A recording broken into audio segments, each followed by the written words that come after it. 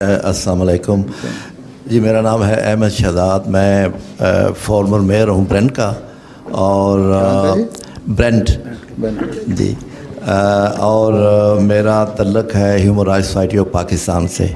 मैं चेयरमैन हूँ। मैं बहुत खुश हुआ हूँ आपसे मिलके और आज आपका ख़िताब सुन के। मुझे आपकी बातें बहुत अच्छी लगी हैं और ये जो आपने बात की न्यूक्लियर की और ये थर्ड वर्ल्ड वॉर की, ये बिल्कुल सही आपने कहा। इनकी सोच जो है वो यही है कि थर्ड वर्ल्ड वॉर तो होनी ही है, लेकिन ये हो उसी खित्ते में, वो जो हमारा खित्ता है। इनकी कोशिश वही है।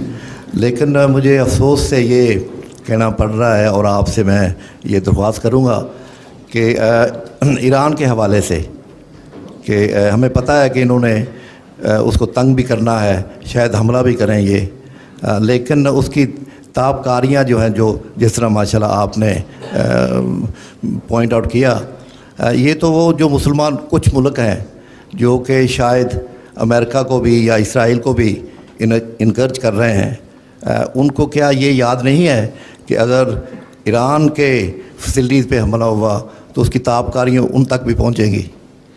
ये तो इनको पता नहीं ना। ताबकारी तो ईरान पे होगा तो वो इर्द गिर्द के हमसायों में भी जाएगी। ये तो हवा का रुख है जिधर ले जाए। लेकिन हम इस तरह उनको कन्विंस कर सकते हैं कि दिस इज कॉमन कॉज। ये तो फिर जिनके पास कोई वसाइल और ज़राए हैं कन्विंस करने को, उनको चाहिए ना करें। और इंसाफ रहा नहीं। यूएनओ किस लिए बनी थी? इंसाफ, दुनिया के मुल्कों के अंदर अमन कायम करने के लिए, मुल्कों में अमन कायम करने के लिए और मुल्कों की तरक्की के लिए यही तारीफ़ की जाती है ना यूएनओ की। वो उसने तो अपना हक अदा नहीं किया। लीग ऑफ नेशन भी टूट गई थी, जंग अजीम तो शुरू हो गई थी, यूएनओ भी टूटी है कि जंग अजीम अगली शुरू होगी।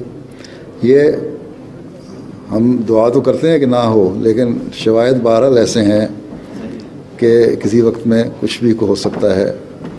और फिर ये है कि हर एक के पास ये देखो ना, मुमकिन है और दुआ है कि ना चलाएं एटमी हथियार अपने, लेकिन हर एक में जो रखे हुए हैं वो किसी भी किस्म, किसी वक्त जब फ्रस्ट्रेट होता है, कोई ऐसी हालत में होगा जब मैं फंस गया।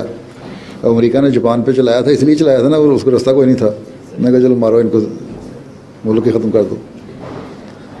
तो वो इस किस्म की फ्रस्ट्रेशन, और फिर वो लोग जो पहले ही जिहादी बने हुए हों, उनके लिए बड़ा मुश्किल है कंट्रोल करना।